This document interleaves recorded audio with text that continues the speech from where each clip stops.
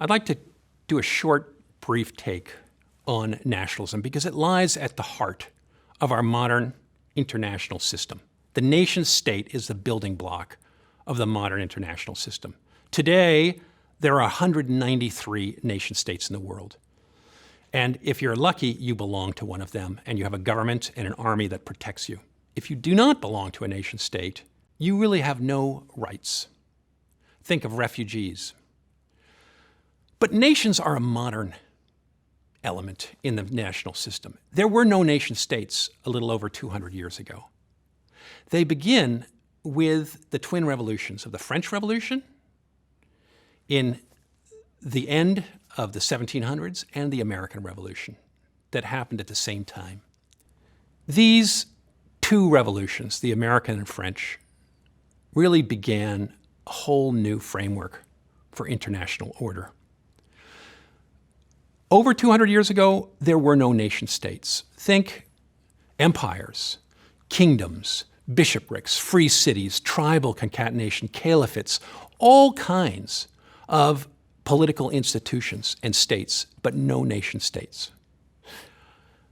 In just 200 years, the entire map of the globe has been resorted out along national lines. Now, a lot of people like to say the nation state, we're in a post-national era today. But that really is, I think, misguided.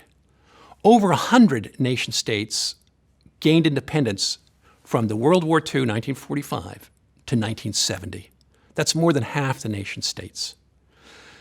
They are trying to sort out their borders, figure out who's in and who's out, who belongs to the nation and who is a fifth column. And many of the wars in the world are really defined by that attempt to build nation states. I would argue that certainly in international relations, the single most important defining factor for modernity is the rise of the nation state. It's changed how we identify ourselves and how we identify with authority. At the heart of this political revolution is a revolution of identity. People identify with others from their nation. And sovereignty, political power, is invested in the people, not in the rulers. In the Middle Ages, it was common for people to believe in what was called the chain of being, what Shakespeare called the chain of being.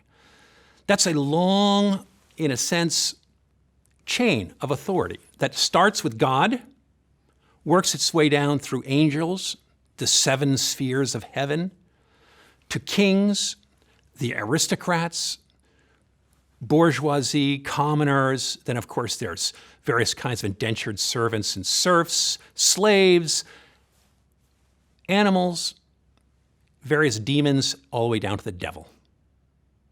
And of course, you know, in some medieval scripts, there's supposed to be 9 spheres. Dante had 9 spheres of hell. So this long chain of being gets completely destroyed and rethought. The world, in a sense, is leveled. Today, in the American Constitution, it says all people are created equal. There is no chain of being. That national identity, where all people are supposed to be equal, and in fact, authority is no longer invested in the king, but in the subjects. If you think about our political discourse, the rulers, our rulers today are our servants. All political, in a sense, candidates talk about themselves as servants, public servants. And power is invested in the people who are sovereign. The nation state, it's the nation, the people who are sovereign. And the rulers are the servants. This turns authority on its head 180 degrees from the time of kings before the French Revolution and the American Revolution to today. There are still many kings and sovereigns who are authoritarian in the world. Perhaps half the globe is still ruled in the old way. But every year we're seeing kingdoms fall and more sovereign nations where people actually have a degree of say over their own authority.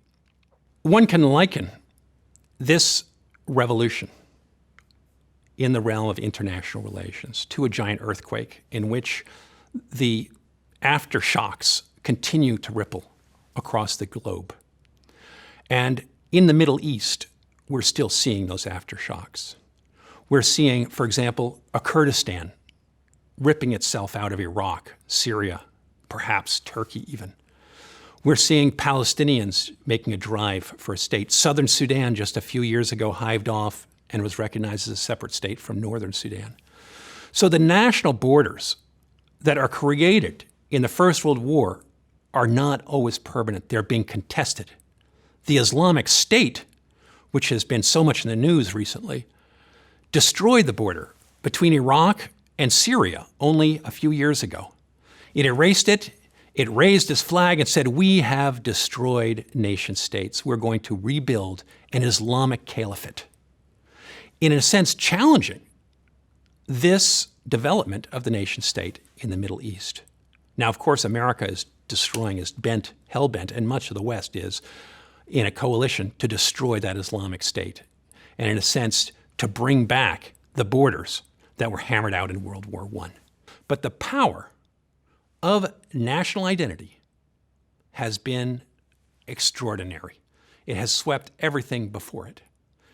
Empires, as in the First World War, the four that we talked about and that were destroyed in the First World War, could not compete with nation states, where people are willing to sacrifice themselves in millions in modern wars in allegiance to that nation. And they have overwhelmed in their capacity to put forward armies, in their administrative know-how, the individual being at the heart of this new political structure, has unleashed tremendous creativity.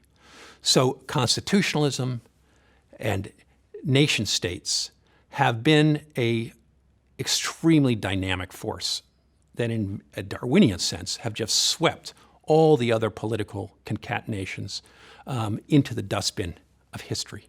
And that is largely the story, our story, of the creation of the modern Middle East and the modern Middle Eastern state system, is the rise of nation states.